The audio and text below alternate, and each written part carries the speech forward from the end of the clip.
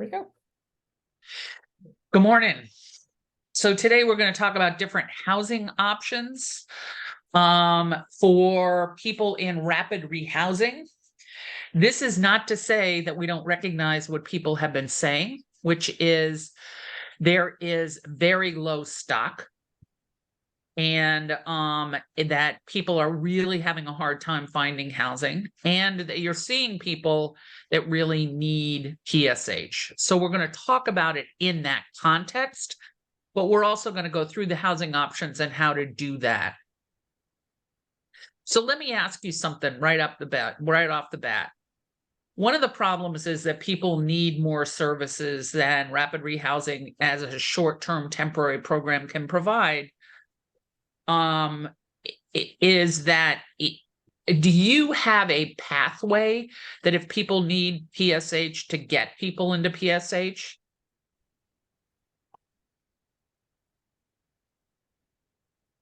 Is there a set We pathway? Okay.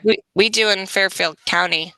We present the client in our housing solution meeting, and then we kind of say why we think that they need PSH, and if there's something available, if there's either vouchers available or on-site case. If someone needs like really higher level care, we do have some places that have on-site case management.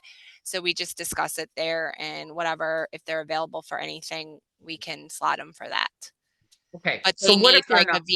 but they need like a VOD, they need the qualifications. Okay.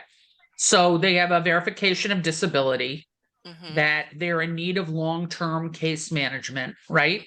Mm-hmm. So what if you don't have something available? What's the process? Do they go on a list? Yeah, they would be like the next one Okay. that comes available. Yep. If everybody votes that that person is eligible, like that they feel that they should get PSH. Okay. And how long do people stay on the list? It depends. It depends on if things are available. And then what you do is we just usually keep them in rapid rehousing until Yes. something comes available. And a lot of times what we try to do is if we know, like once 6 months comes and you kind of have a gist of like, is this person going to be okay in rapid rehousing, or they need a higher level of care, that's when you can start like presenting the client so they get on the radar. So we don't try to keep them on, like, we try to have a plan before the 1 year comes up. So 6 months works for you? Yeah, I would say, because that's what I do, because I don't want the client, that's me personally, because I don't want them to be like at 1 year and be like, oh gosh, I have nothing for you. Right. Which is smart. But do you know at 3 months? Sometimes if it is earlier, yes, but a lot of times they want, in our can, they want them to try to, I guess, Right. Okay. sit, try to work it out. So they kind of don't want you to present them until they're in for like 6 months. But a lot of us case managers, you could tell sometimes even the first time that they're not in the right place. Like this is not for them. They need Right. they need higher level of care. Yep. But at that point, I some reason they slot for rapid rehousing. Maybe they couldn't get all the documents. I don't know how, what that all is, because also sometimes, or the chronicity, like there is like the guidelines for PSH Sure. before. So a lot of times is I think they want to get them out of the shelter and they Yep. don't have like all their, they have certain documentation, but they don't have the VOD, or they don't have a social security, because you need all of that. You need the birth certificate, ID, social security, and a VOD and a VOH, and the VOH, the verification of homelessness, in order to be eligible for PSH. Okay. Where rapid rehousing, you don't need anything. And if you've applied for PSH, you stay at the 30% of their income. It depends. And honestly, most of my clients are not even at 30% that they can pay. You know Tell what me I about find that. is Yep. Go ahead. I have a problem with the rapid rehousing in that sometimes we have given people vouchers, and do we accept? I mean, sometimes you can just tell that they're not ready to live on their own. Right. and putting them out there and making a disaster, and then also losing credibility in our communities with landlords has become a problem. Okay. We've rushed to do things for statistics, but my real passion is to see that people are also taken care of as well as being housed. Right. It's just not, that's the success story. That's the statistic to me. Right. But if we move fast sometime, and sometimes we can move fast. You know, I have clients in one program that do really well. They get in, they get started, they're motivated, but there's some people who don't know how to even get started. Right. That's what's placed them in the situation that they're in. And it's difficult to repair situations after they've ruined it with landlords, and then going forward, they're still not understanding. There's a misunderstanding. There's a loss of communication.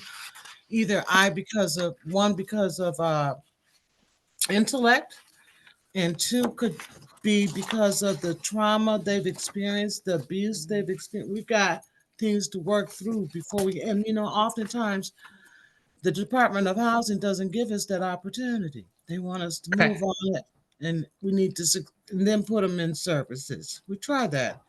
All right. Oftentimes services are limited. Okay.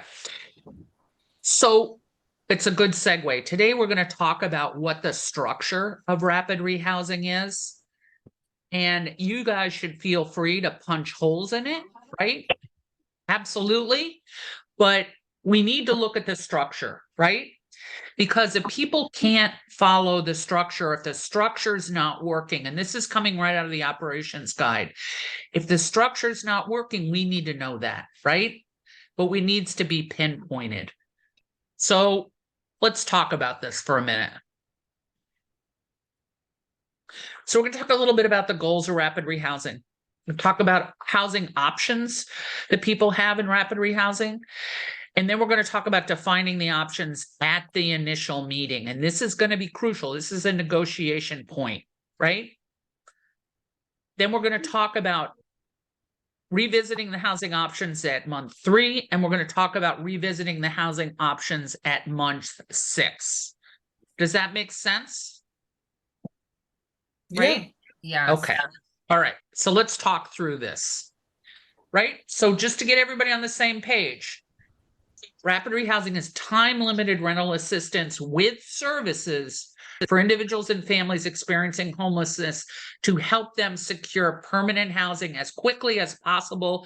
But the most important thing that's not in here, and maintain it, right? How can we cover the PEPs?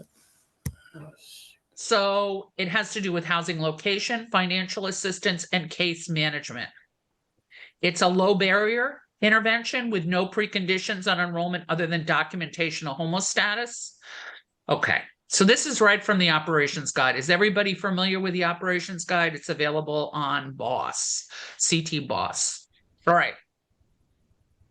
Yes. So this is what we're supposed to accomplish, right? So let's talk about the processes that are put in place and how to accomplish this and how to see who is not working and what else can we do for them, right?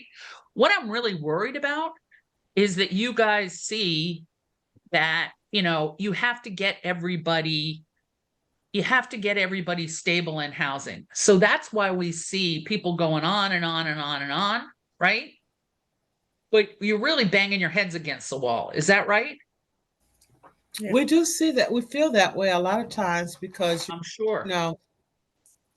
trying to get them services after housing.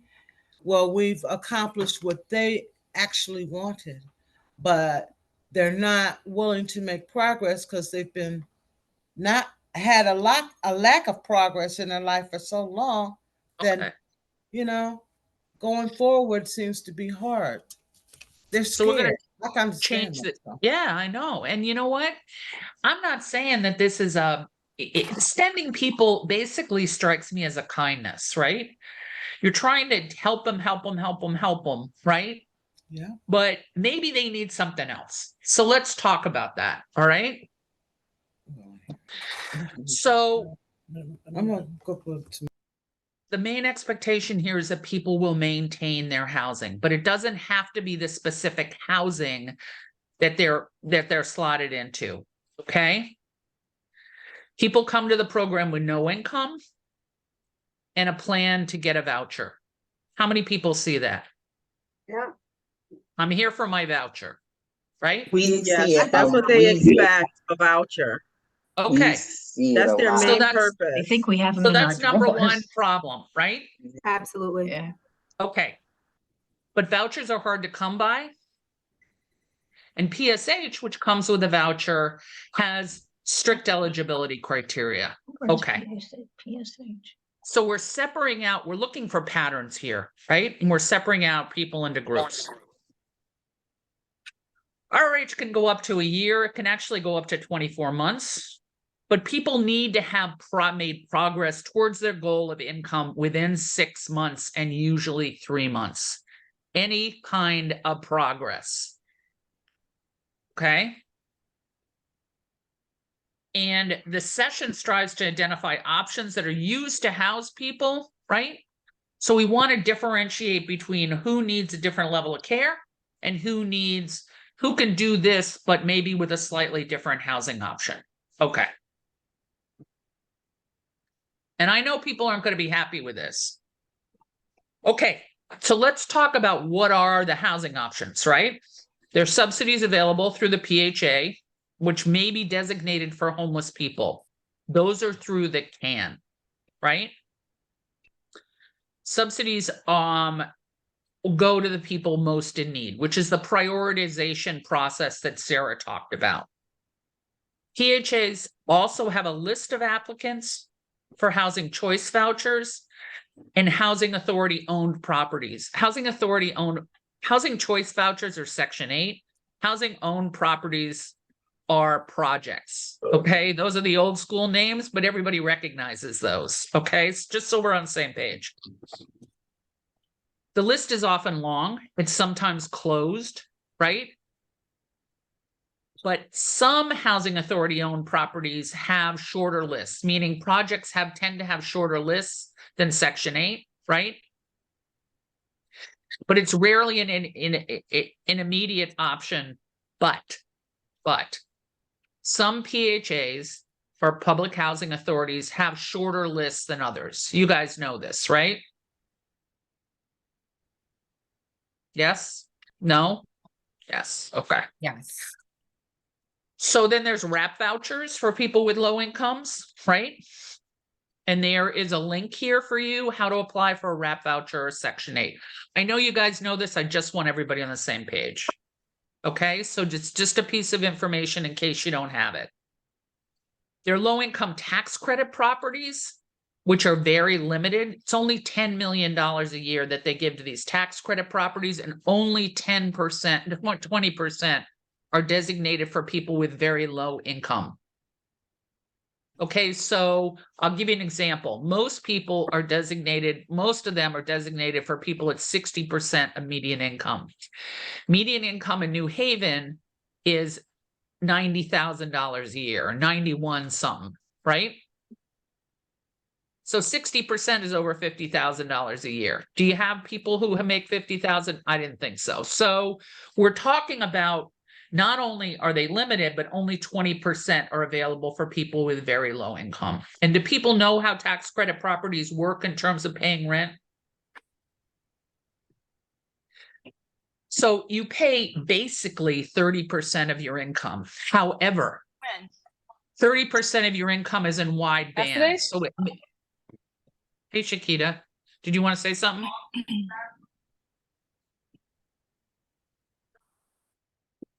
Okay.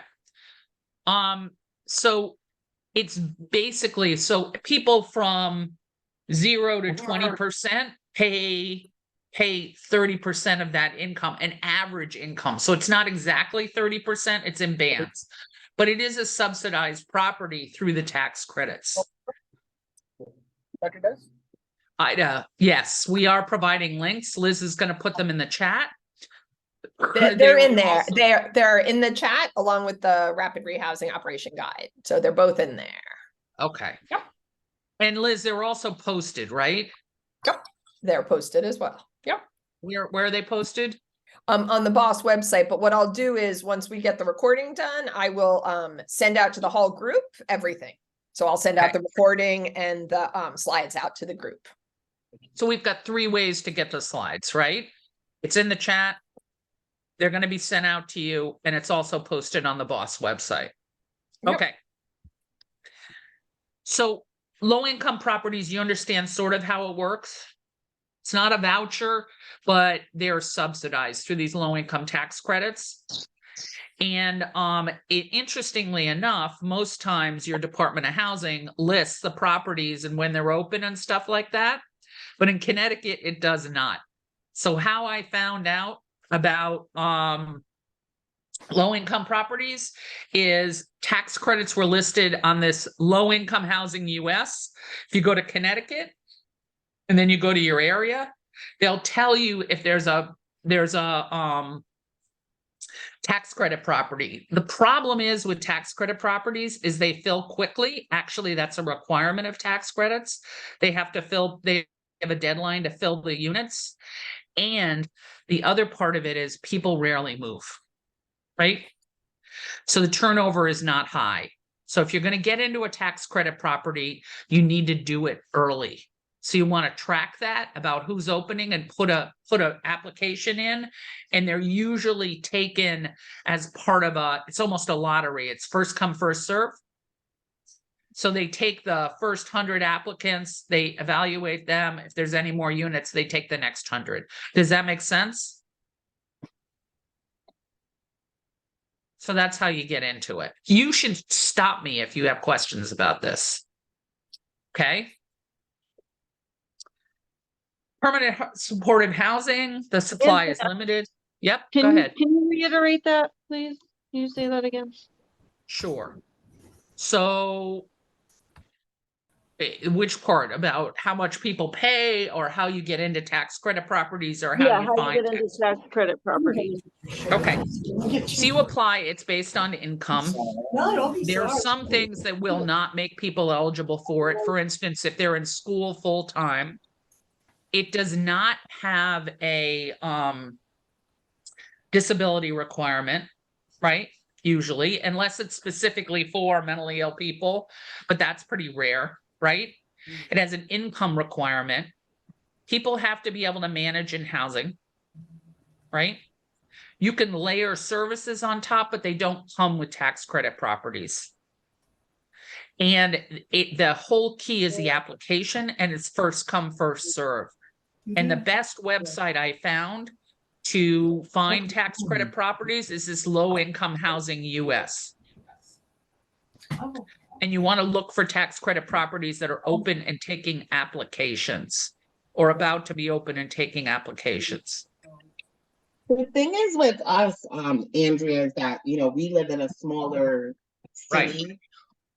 Whereas we used to have, Just hang out over there. a lot of low income, medium income based places, but they seem to be making Drying them up. disappear in our area. Yep. So that is a challenge for us, because there aren't many places anymore who Okay. go based upon, like your income or, it's terrible, So a lot of times we are faced with a lot of our clients going into shared housing is a thing here. Yep. We're going to It's a talk about thing. shared housing. Yeah. We're going to talk about shared housing, and I realize the prices are really high in Connecticut. And even if rapid rehousing can pay for them, the fact that people really can't sustain them, right? This is a big problem. And that's the thing. They can't. This is a big problem. So yeah, we've know seen what? people go into rapid rehousing. I've had clients do good for the whole time they've had rapid rehousing. And then right after, they're in the same predicament. Right. I Right. mean, working and everything, they could have a job, but Right. they just can't afford the rent. No, I get it. I get it. And I think this is something the DOH is very interested in this discussion. And I think that they're gonna convene a meeting to talk about it. And those are things you want to do. But the first thing people ask you, right? The first thing people ask you is, have you looked? Right? Quite So look. frankly, I've looked quite a bit. Okay. And I want to tell you that if it's not just that the landlords are raising the rent, they're taking the utilities out. Now, the Yep, utilities that's a big are problem. also, yeah, that's a big problem. And landlords even want to try and charge water and stuff. I leave those people alone because that's just crazy. But Sure. on the flip side of that, we also live in a progression of things where we're baby boomers. You're going to look at baby boomers from 1951 till 1970 something, because we were baby boomers, and so each year there's going to be a large population of people who are going to be needing the services of elderly housing and or board and care. Good And point. and the thing of it is that they're trying to make it so that people stay in their own housing and Yep. repair their housing so that it's healthy enough for them to remain there until their Yep. death. Yep. Yep. Thing of it is that there's a lot of people who don't have that opportunity. Maybe they thought they would live in their old family houses or things like that. Their houses have become deplorable. And so Okay. living in a healthier environment is not really an option, because sometimes when you go to get in what you're saying, income-based housing situations, people don't meet the income base. Right. Okay. So there's a couple of things, right? Yeah. That it certainly makes it more difficult. We're going to talk about senior housing. I want to go back to permanent supportive housing because I just want to go through all the options. However, if you want, we can do some research about what resources are available for people to repair housing. If that's a viable option for people and we can figure out some resources, there's some resources through HUD, there are resources through other people, right? There's some resources through the PHA. We're happy to put that list together, but I think that's a good point. But the other point is there is a training at through BOSS, which was on getting people home care. So Liz, we can put the link to that training, and it was somebody from home care, and it tells you the process.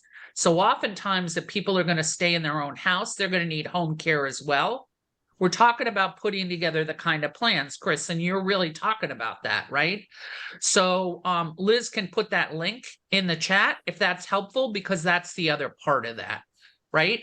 It's not only the housing, but it's also how they're going to care for themselves, right? And you're right. They want to keep people out of institutions, and Connecticut has some great resources.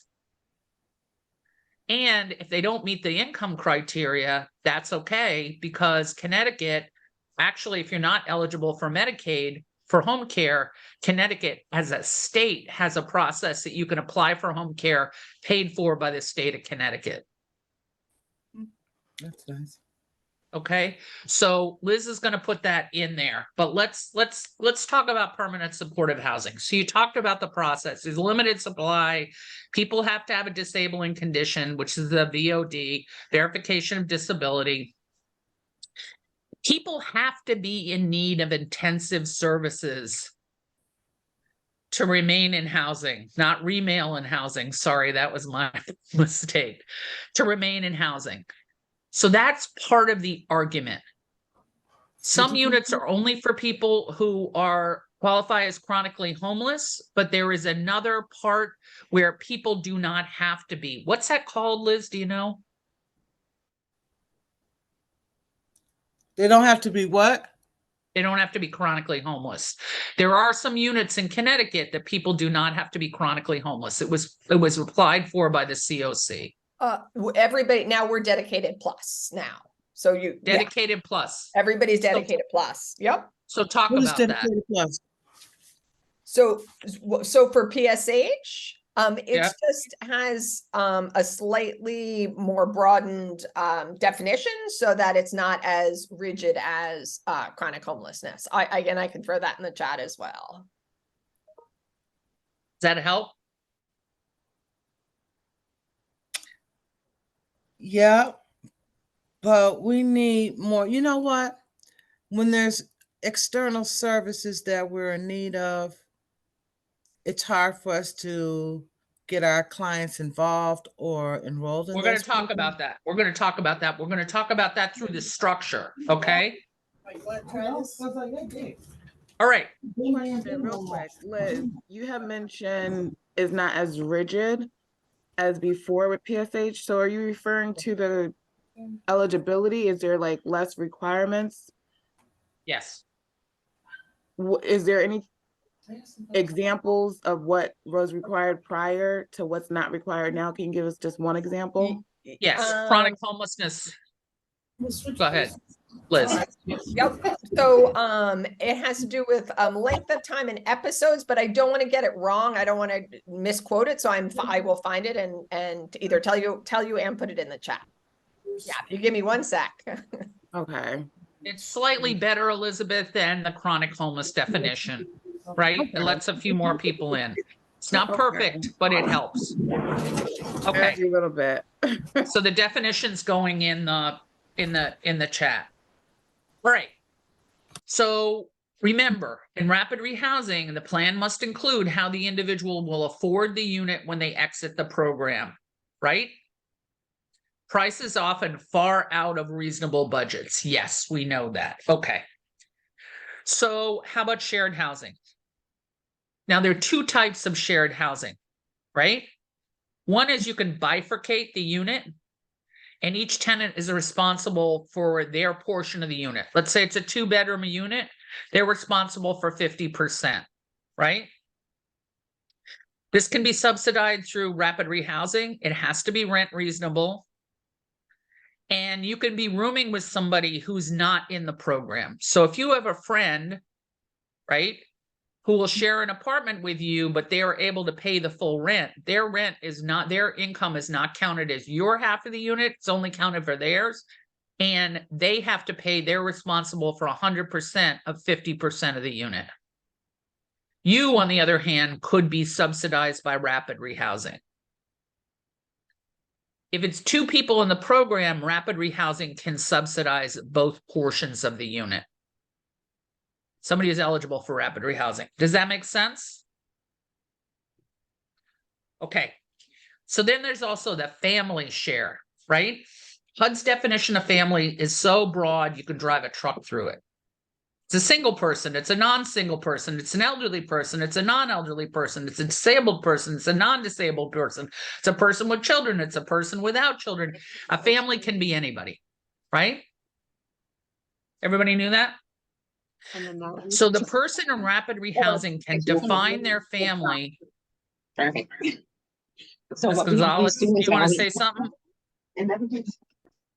Okay. So if you have a child who's living with your parents, that could definitely be part of a family. But if you have a sister who is not homeless, that could be part of your family. Okay.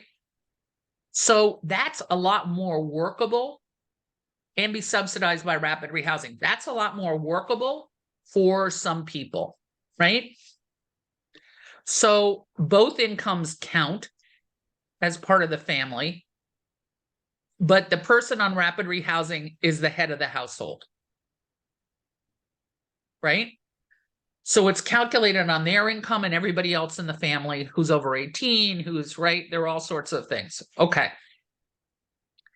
So if you have a single mom with young children who has a relationship with her sister, let's say, and her sister has young children, you want to move them in, and that might solve a lot of problems, right?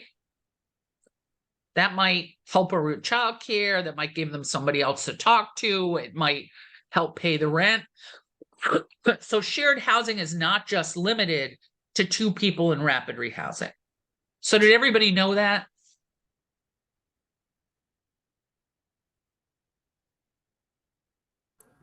No, I didn't. I'm just kind of learning about all this stuff. So this is great information for me.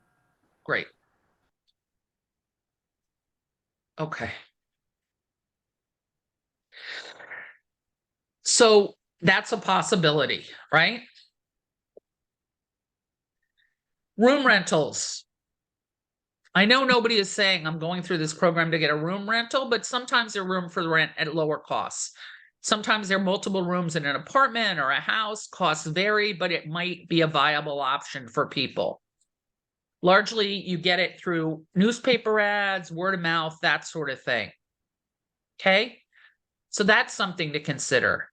It also answers something that people often have a really hard time with, which is loneliness. But it also means they're living with a bunch of other people, but usually they're single rooms, right? There's also elder housing, right? We talked about that. Applications are by project, but the information is right there about all types of rapid rehousing, including, as Chris said, board and cares. You see it?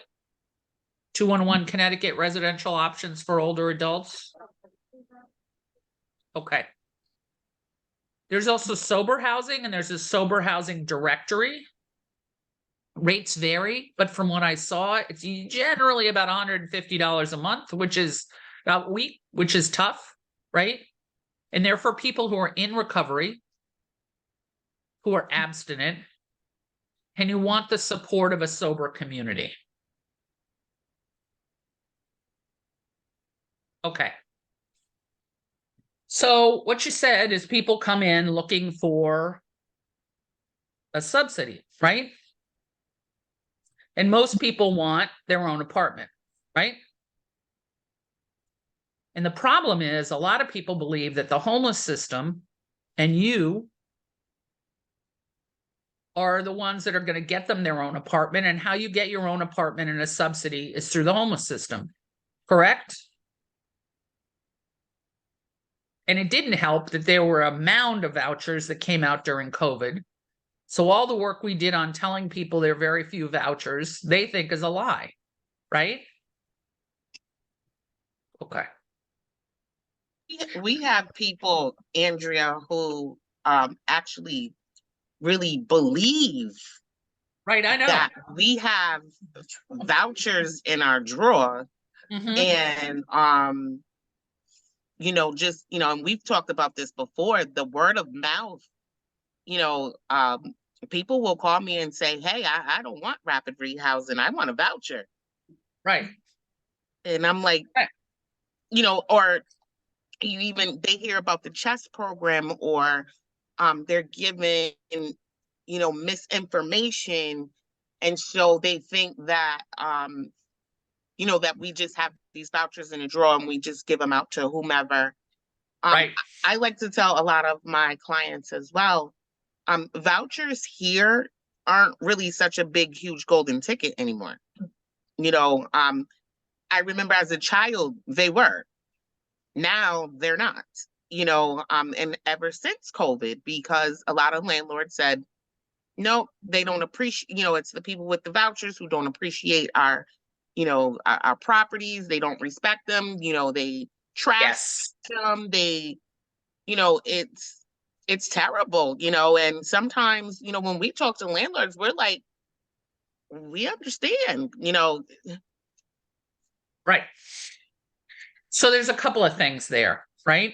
And people are trying a couple of things, and I'm going to go through them. But you're right. Landlords are reluctant to take vouchers because they've had bad experiences, right? So in Fairfield County, one of the things that they're doing is they're hiring housing locators who are basically real estate people, right? And they're negotiating for housing. I know that worked really well in New York. We actually ran a program like that where we had real estate people negotiate for housing, and it worked really well. I don't know. It's early in the program in Connecticut. It's done out of the Fairfield County Continuum of Care, but we'll see how this works. I have pretty high hopes for it. But the other thing is to centralize housing location, right? Because let me tell you, I'm a good social worker. I'm a good case manager, but I was terrible at negotiating for housing because I deal all in the right. I'm reluctant to make promises. But you know what? These real estate people were really good at it, and But maybe that'll also, help. What, Lisa? also one of the biggest problems is these homeowners, the rents are higher than the The rents voucher are higher. amounts. That's right. That's right. That's how And they reject vouchers. Yep. yes, Yep. and they're not willing to negotiate, a lot of them. Right. So one of the things you got to do is talk about that. And you know what? I mean, I think that it's Andrew, you want to say something? Yeah, one of the problems I have with a few clients currently, specifically West Haven Housing Authority, is that the client comes in, they have no income, they're elevated to a voucher, and then they get their targeted amount of rent that they're supposed to look for. Now, because they are no income, their targeted rent is extremely low as compared to someone with income. And so finding that's an an available interesting unit is impossible. Okay, so that's an interesting thing, right? So one of the things that that housing authorities have done, and all right, if people have zero income, they're supposed to have a minimum rent. Does everybody know about this? Housing authorities can impose a minimum rent. They're anywhere from $25 to $50 a month, right? People have no income, they can't do the minimum rent. So there is a waiver form, right, that people can file, and they can get around the minimum rent. What housing authorities have done is if people have zero income, they have deducted the minimum rent from the FMR, which is how much they will pay, right? It sounds like they might even be deducting more. Exactly. From what I am used to, especially with this specific client, it's a couple hundred less than the FMR. Okay, so the question is, for me, what's the appeals process, right? And can you appeal this? Because HUD, if they make a decision like that that's different from other people, right, they have to have an appeals process. So there's a couple of places around the country that are challenging this, but it's something you want to challenge, right? Can they treat people with zero income, right? And how you do that is you request an appeal from the housing authority and then go in and do the appeal and say, how can this person have a different rent than others, right? Is it because they're homeless? Is it because they're, right? So you want to appeal it. We actually went to the housing authority, to the central office of the housing authority in Washington, and they were reluctant to touch it. Right? They were like, oh yeah, you make good points, but you know how this is, right? So we have not gotten a lot of traction on this, but this is a big problem, right? And if you can document this, this is something we want to show HUD. What used to be a golden ticket, getting the voucher, is now being wasted. What I see is because landlords, right, because the get more fair money market with rent people. is so low. No, Yeah, Exactly. Okay. So there is a way to appeal the fair market rent, but these are details that we could follow up on, but the paying people a different rent amount if they have zero income, that's dicey to me. And I think that we need to challenge that, but how to challenge it is a big problem, right? This happened with the VA too. Yeah, I don't like it. Right? There is also a way to increase the fair market rent, right? So housing authorities can go 20% above the fair market rent. So whatever the fair market rent is, they can go 20% above. And you can make an argument. And the best argument to be made is for a disability. Let's say one of Alexis's tenants gets a Section 8 voucher. The fair market rent is too low, right? And you say this person is elderly and needs to be on a first floor, needs a handicapped accessible apartment. And there are none in this price range, right? So we are appealing for you to increase the rent, increase the fair market rent. Housing authorities hate to do this, but you can do this, right? But I am not suggesting that you do it one by one. What I'm suggesting you do is make a list of people who, who need it, and get senior staff in your agency to make the appeal, right? Because it doesn't make sense doing it one by one. I like tracking. Yeah, track it. That's the way to go. All right. So we went through what the options are. Are these basically the options that you use? The options we went through, yes, no, maybe. You're out of your mind. Yes. Okay. All right. So here's how to negotiate it. Okay. So think about your interview when you first bring somebody into the program, right? So what's the first thing you do? One of them is to describe what rapid rehousing is. It's temporary. It's designed so people can maintain their housing. We're going to talk about housing options in that context. Okay? We're going to do an assessment. We're going to get housing history, legal, income, employment history, health, family. And we're going to empathize in unmet goals. I know you want a voucher. You deserve a voucher. But the truth is, vouchers are really hard to come by. So what we need, right, is a backup plan. So you're going to look for housing goals. What if the goal is a subsidy? You explain the program is for up to a year. They will need a subsidy within that time, right? So if we're making a plan for a subsidy, we need to make a plan for getting a subsidy within a year, right? There are eligibility criteria and there's prioritization for vouchers. And you're going to explain this, what the eligibility criteria is and what the prioritization process is. They can also get on the waiting list for PHA properties, projects, or Section 8, which is housing choice vouchers, if the waiting list is open. At this point, you're going to describe, and you should check it out. There are different housing authorities that may have shorter wait times or may have open lists. So you want to ask them if they ever considered moving. Right? We're laying the groundwork. So if you want a voucher long-term, it may not be in the process of rapid rehousing, but if you want a voucher long-term, this is the way you get it. Right? Some places like New Haven have, I think their list is closed, but it has a very long waiting list. 6,000 people. Yeah. Other places don't. Right?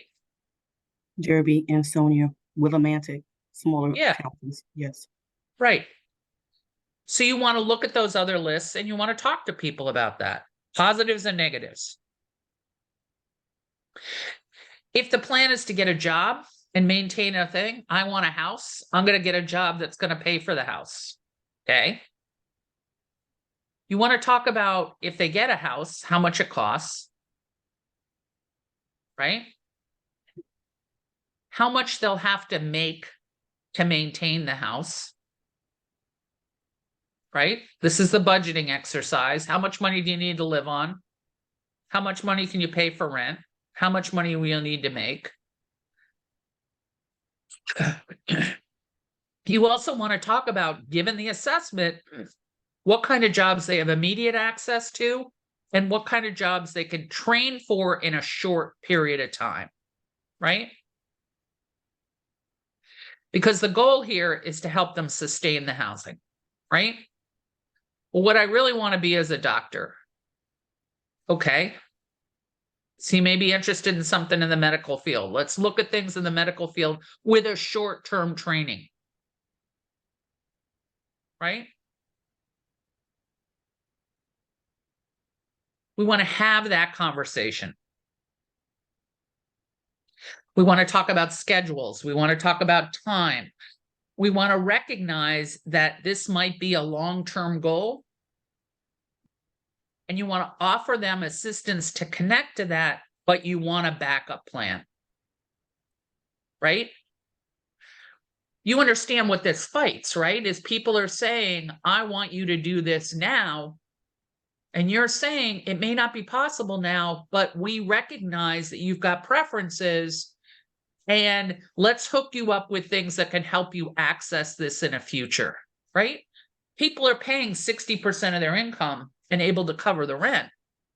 That's not sustainable, right? But temporarily, while they wait for a voucher, it may be, right? If people see a light at the end of the tunnel, they're sometimes more interested. We also want to get their preferences. So I'm going to share the preference list.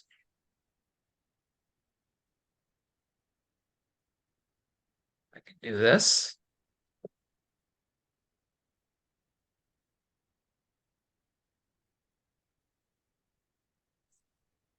Oops. All right, let me do this.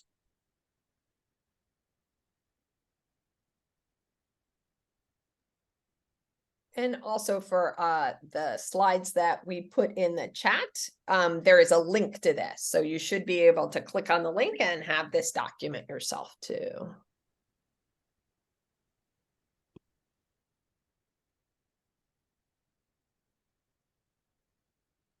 Okay. I cannot find it. All right, let's see here.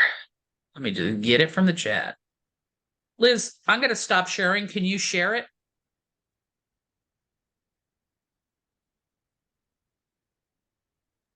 I can.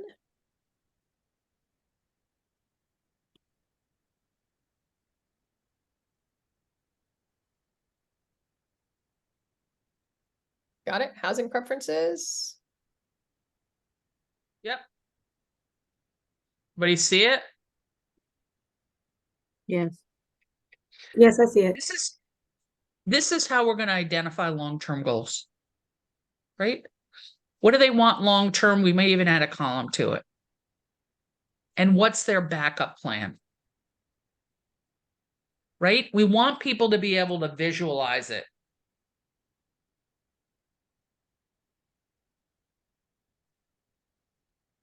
And understand that they're not going to get everything they wanted.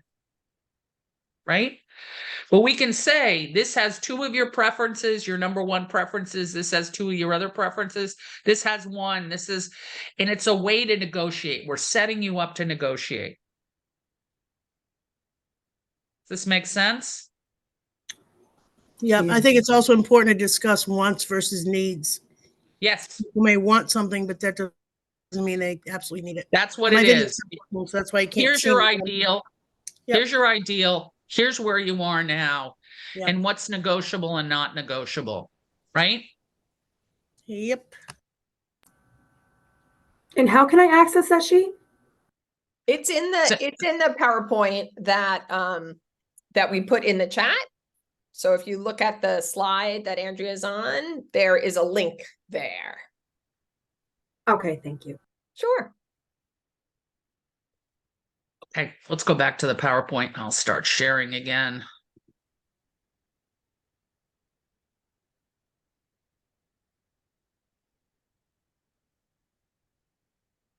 Okay.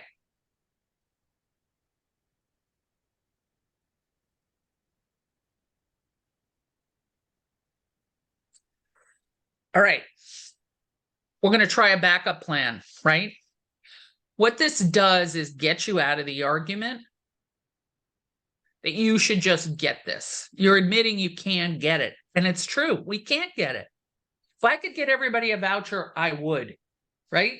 If I could find housing for those vouchers, it's unlikely, but I would get everybody a voucher, right? But the truth is, there are just not enough vouchers. This is the process to do the vouchers. You see how this depersonalizes things a little bit? Okay. So here we're going to do. Remember, RRH is temporary. Gives people a chance to access housing, to get the first place they're going to live, not the last. Right? We're going to acknowledge their long-term goals. And we're going to have some things in the plan around their long-term goals. We're going to introduce other options like shared housing, rooms, sober houses. And then we're going to make the connection to their long-term goal, right? Which is the house or the own apartment, and how these things will help them get that long-term. It's a process. So what we're doing is we're talking about the process, but you see how this is defining, is putting a little more structure around rapid rehousing, right? You know, I mean, look, I have sat there and I think Chris brought it up, right? People were convinced that I had a drawer full of vouchers and that it was personal and I was deciding who got the vouchers or not. And I couldn't figure out how to knock them off this thinking, right?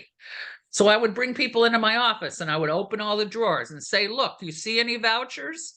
Right? And they would laugh. And they would say, maybe they're in your purse. Look, here's my purse. Do you got any vouchers in there? But the truth is, right, I didn't have the vouchers. So what really worked was explaining to people what the process is. And homeless people survive by figuring out the system to work. So we're giving them the system to work, right? And at this point, what they're doing is they're yelling at you to have you give them the vouchers, right? Isn't that basically what people are doing? Those are our recycled clients. Our recycled clients coming in with the intent already of saying, I want a voucher, but those are the same ones who don't pay their rent, have evictions, have other people living with them that shouldn't be there. And SSI is all they want. They don't want to have to work. So we're not dealing with an initial. We're dealing with individuals who have been through our program and are trying to work the system in their favor. Right. But you know what? Everybody tries to work the system in their favor. So what we're doing is introducing the structure of a different system. I tried this with one of my clients in particular just recently, and everything went well. Almost 24 months in, I had him elevated to PSH, and now he's in his own 2-bedroom apartment. But during my stabilization with him for those 2 years, I saw that he was going to be not paying this landlord. So we worked out a system, whereas his last voucher he received, he had to get a rep payee. Right. He agreed to it. But after he got the 2-bedroom, he went down to Social Security and told them he did not want a rep payee.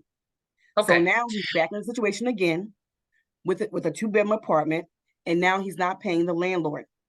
Okay. And now I'm like, at this point, it should have been done as a court-ordered mandate that he has the Social Security paid directly to that landlord. But I'm no longer the case manager over this particular person, but this is the same person, 3 strikes in. This is what he's doing all over again. Okay. So Khadija, that was a good piece of problem solving, right? That he needed a rep payee. The problem is Connecticut is very dependent on voluntary rep payees. Rarely do people do involuntary rep payees. And according to Social Security, if you can get a doctor to write this person needs a rep payee, they can't take it off unless they go through a process. Right? So that one of the things that we need to look at is how do we get involuntary rep payees? Correct. And for my program, even people who were voluntary on rep payee, we got them to and explained how to get off of it, right? And had the case manager working with them to get off of it, but they were willing to see a doctor and get it. It wasn't called involuntary then, it was called a doctor ordered rep payee, and they were willing to do that. So one of the things is I agree with you, that's a break in the system, right? You know the person is unable to pay their rent. You know they need to keep a roof over their head. How are you going to do that? And why are they unable to pay their rent? And yes, people can get voluntary rep payees taken off, but if it's ordered by a doctor, they cannot. So one of the things that we ought to look at is how to get these involuntary rep payees. Correct. Yes. Okay. All right. I hear that, right? We have some stuff in the chat. No, that's okay. Okay. Yep, it's fine. I know you guys have emergencies. All right, I'm going to keep going here, right? So we're going to introduce the thing about backup planning with the other parts of this, right? So I want you guys to divide up in groups, right? And Liz, can you do this? Can you put them in groups? Okay. So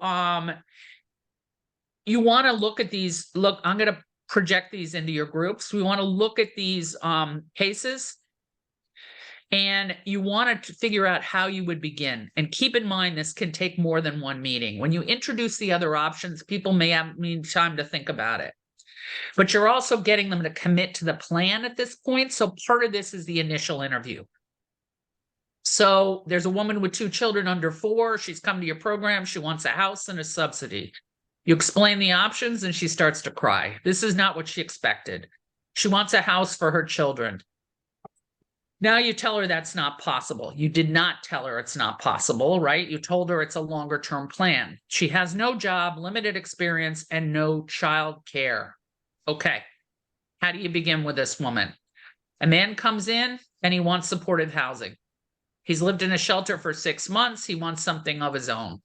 He's tired of living like this, and he knows you can do this, and he will only take his own apartment. A woman comes in, and she's fled a violent household. She can't go back there. She needs something on her own. She wants a subsidy. Hasn't she suffered enough? These are all things that are guaranteed to make case managers feel bad. So how are we going to use the structure, right, that we've been talking about to go to the next step? Okay, so Liz is going to break you up into groups. Andrea, about 6 in each group? Sure. 10 minutes. And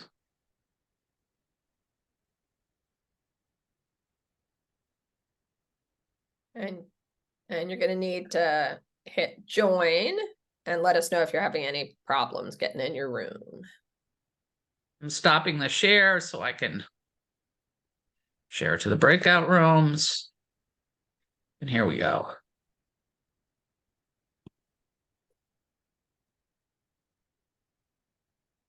Okay.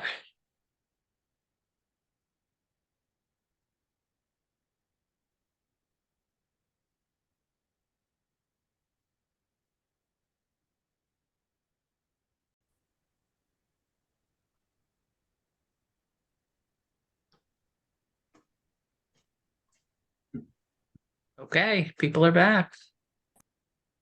I'm sorry. Talk about a scenario. Okay. I just heard somebody nominate Yolanda to talk about the scenario. Anybody want to talk about it? I'll start off so I can get Thank it you. off. Get done. Okay.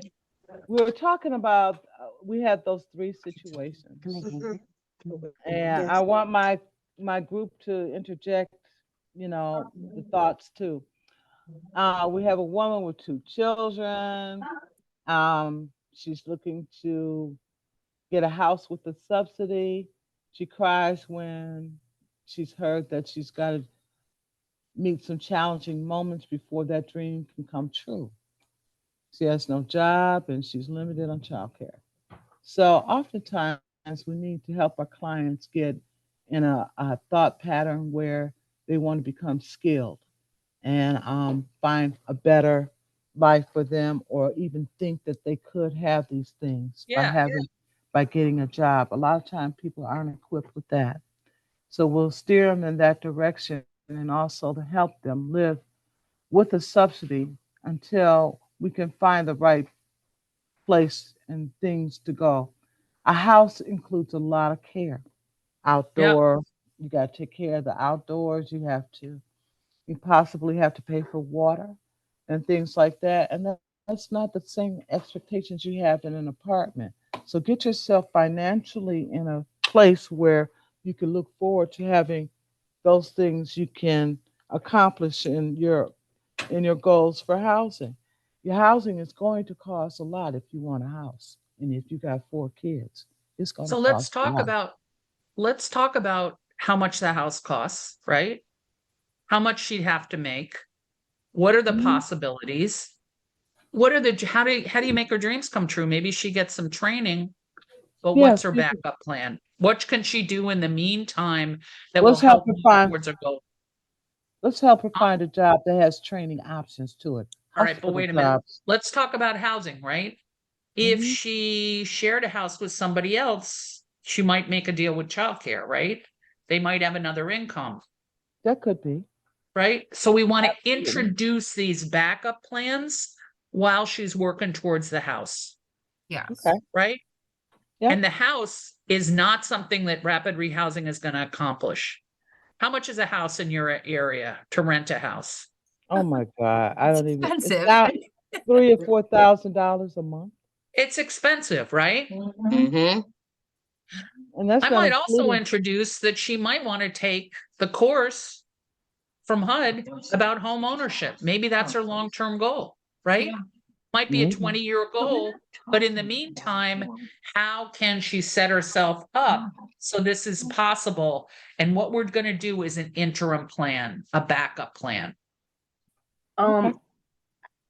Andrea, my group said, well, she could start off because she have no income at DSS to get some type of cash assistance. Yeah. And they also introduce her to like job trainings, and they also help with childcare. Yep. So that's a good step, right? But on a DSS income, is she going to be able to afford a house? No. So how can she get the housing, right? We're going to go back to the housing. She could share housing. Yes. You know, sometimes HUD's definition of family, sometimes people have a mother who's living in a 1-bedroom apartment subsidized by the PHA, and they say there's no room for them. Well, they can apply to increase their family to the PHA and get a bigger apartment. So maybe that's something, right? It's another kind of subsidy. So we're going to introduce all these options, right? But we're going to try to get Also, they've got to look at the other options. Bianca, go ahead. I feel like opening up dialogue to be like, do you have any close friends or relatives maybe that are also in the same situation are you, that maybe you feel more comfortable with going into shared housing with? That would be an option. So that can be the comfortability of one, safety, also feeling like you have a joint space, and then you have that support, with someone else who can potentially take care of your kids if you get a job, and then also signing them up for secure jobs and, working over there with the job placement. So that would be something that would be the next best thing. Also, just realistically setting a budget to show her this is what you would have to make to maintain this house or to That's right. house. Realistic goals we have to set. So right now you don't make this, right? So let's get to where you can make this, and then that would be then what we work towards once that is like achieved. That's exactly right. That's exactly right. And I think that we need to have these conversations with people. Let's be clear. I'm not saying it's always going to work, right?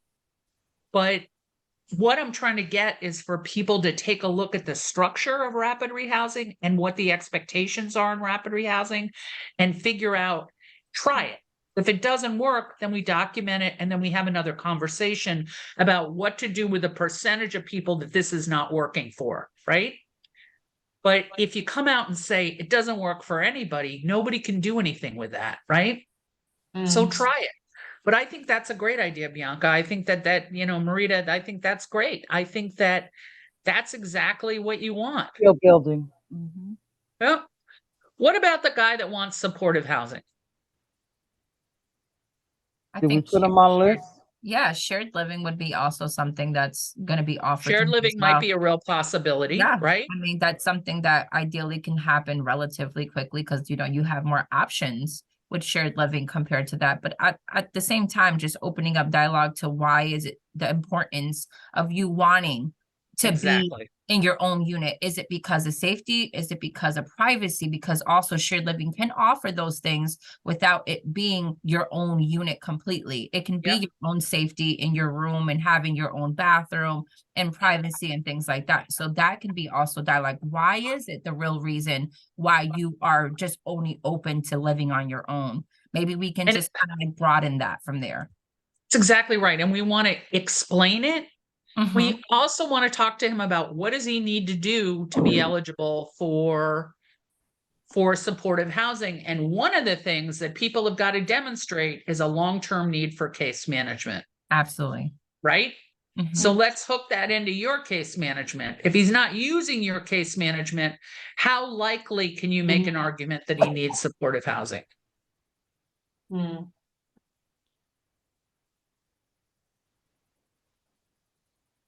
Anybody else want to talk about this? Okay. A woman has fled her violent household. I was mentioning to my group that domestic violence programs, they have lots of money, and we need to try and get people into those programs, because when you have absolutely nothing, they put you in a place where you'll have clothes, you're fed, you're safe. In 90 days, you can have worked out getting a job. That's and right. then also work into getting their own housing situation. But you So gotta I purposely wrote it like that. She fled domestic violence. So that makes her eligible for domestic violence services under HUD. And that sometimes it's another program that people would more benefit for. So tell me what you would do in this case. Would you refer them to a domestic violence program, or would you talk to the CAN about, it seems like this person meets the criteria for domestic violence programs, and can you refer them there? So which one would you do? I don't get the opportunity to participate in the CAN in as much. So, but I do tell the people who are in the CAN to talk about that situations, because oftentimes people don't see domestic violence as what it is. Yes. So the process here is you've identified an eligibility and you go back to the CAN and have the person reassigned. So that's a great thing. But folks, you all probably know this, but folks always have the option to either kind of go with a DV route or 211 or both, as you're looking at all the different resources available. But yeah, we always tell people just to remember they can go either way. Yeah, I think that's important too, because of the availability piece and being able to place folks. It's not always immediate. Yeah. Having both resources at hand would be a great approach. And we're not going to say that you won't continue to work with them, because it may be their fault, right? But maybe you can get some additional case management from the domestic violence folks. So it may be a hybrid. More personalized.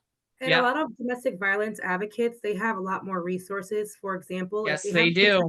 If they have a protective order through the court system, they can also apply for cash benefits through the DSS system to get up to $1,000. They have to go through that process with their domestic violence advocate. and have a copy of that protective order. And then there's $1,000 right there to help towards their whatever. Their progress. Their progress. That's great. That's great. Thank you, Amanda. That's a great thing. Everybody got that? Yeah, definitely. I didn't know that that was even an option. So Me that's neither. something I could definitely discuss with my CCADV clients, you know. Yeah, it's a DV cash benefit program through the Department of Social Services. Okay. Thank you so much for that information. You're welcome. That's great. Okay. Next steps. We talked about this. It may take more than one meeting. The goal is to make a plan. People may insist on applying and pursuing an employment goal. We support them, but we let people know we will reevaluate at 3 months, right? So if they're in the shared housing, we're going to reevaluate how they're doing, what help they need to reach their employment goal, right? And how we're going to keep focusing on these long-term goals. We assertively outreach people. We problem solve and go with them to job training. Sometimes it takes somebody to go with them to secure jobs, right? Or job interviews. We debrief the experiences. We do that skill building to help people connect. We renegotiate the plan if necessary, right? But we stick to the plan. If the plan changes, that's fine. We stick to the changed plan, but we keep reevaluating. And that 3-month evaluation is really important about how that's going. If people aren't following through or they're not doing it, we want to try to assess why, what other help they need. And there also has to be a plan to use system resources. It may mean that your supervisor meets with people. It formalizes the process, right? Also, supervisors can bring some clinical expertise, can look and see what people are eligible for. We want to always access those. We want to work with systems to increase opportunities. You guys talked about that. The plan has to lay out what the case manager will do and what the tenant will do. And then we're going to reassess. So Liz, can you pull up the plan? I'm going to stop this share.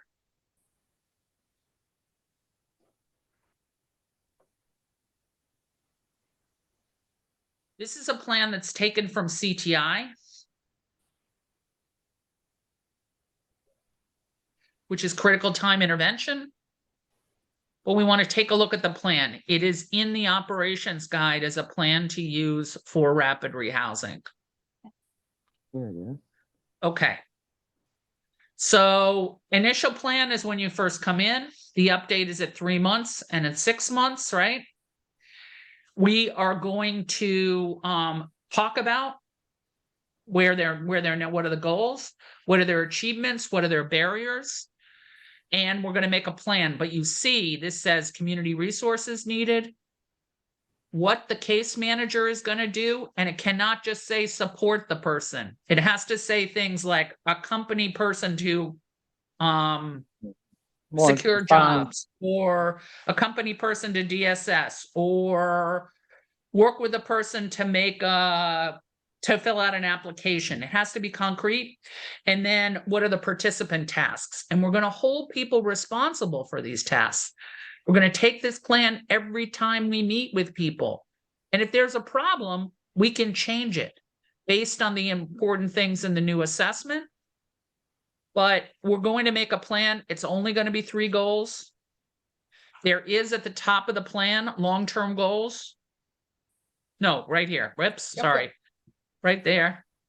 Yeah, long-term goals and aspirations. We're going to acknowledge those, right? We're not stepping on people's dreams, but we're acknowledging them. They may take a little more time. Yolanda has her hand up, Andrea. Yeah. Oh, sorry, Yolanda, go ahead. You got to go on mute. Yeah, just a question. This plan looks familiar, but is this the most updated one? Because ours don't have long-term goals on it or community resources needed. Is this the yeah, it's the most updated one. This is the most updated one. Where can I get this? So this is actually, yeah, so it's in the PowerPoint. If you click on it, the link is there. Okay, great, thank you. Yeah. You think that's a good addition, Yolanda?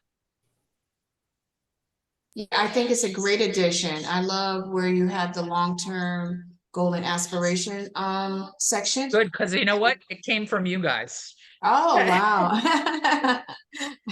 Definitely needed. And then, of course, community resources needed because that's how they get to their goal, their end goal. Yep. Absolutely. Yep.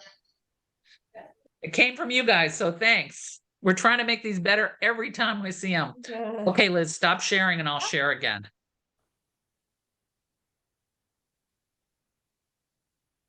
Whoops.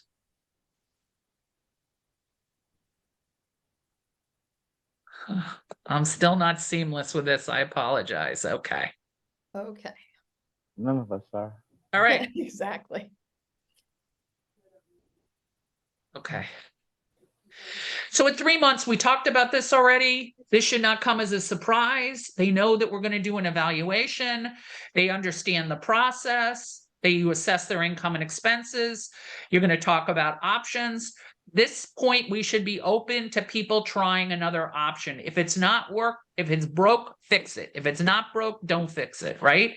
If they're working towards a plan, fine. You want to talk the tenant through the alternate plan. If the person doesn't respond, some programs have them meet with a supervisor to discuss revising housing options, right? Path to goals. It just puts a little more oomph into it, right? You know what? It's a funny thing. Everybody wants to talk to the boss. So I was a boss, right? And I knew much less than the case managers. I would say, you really don't want to talk to me. You want to talk to your case manager. No, we want to talk to you. First, they wanted to look for the draw full of vouchers, and then they wanted to talk to me. Okay. So sometimes elevating it up the chain of command can be really effective. Yep. And okay. And then basically this was supposed to be a group discussion. We've got 2 minutes. I'm not gonna hold you guys over because I know you're busy. So anybody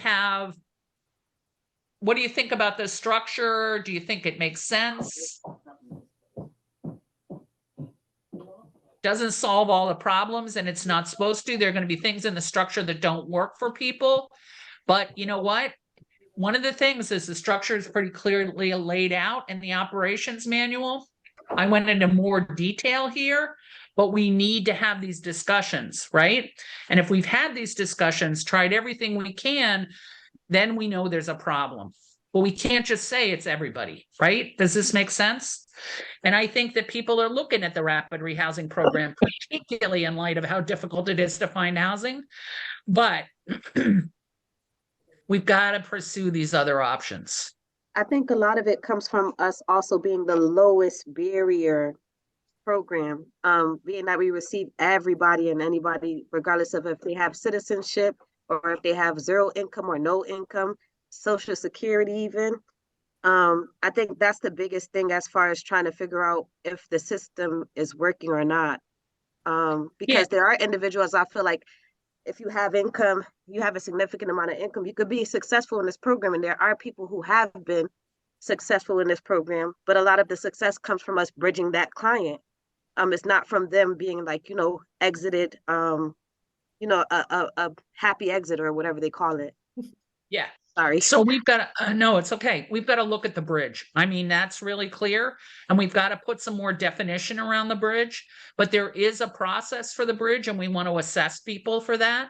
There's also a process to continue people at 30% of their income after the 7 months, if they are on the list and going to bridge, but we need to take a look at that. We also need to take a look at timeframes for a bridge, and we can absolutely do that. But everybody doesn't need to bridge. And you know what? I have seen people who have really serious psychiatric problems or chronically homeless who do great in their own apartment.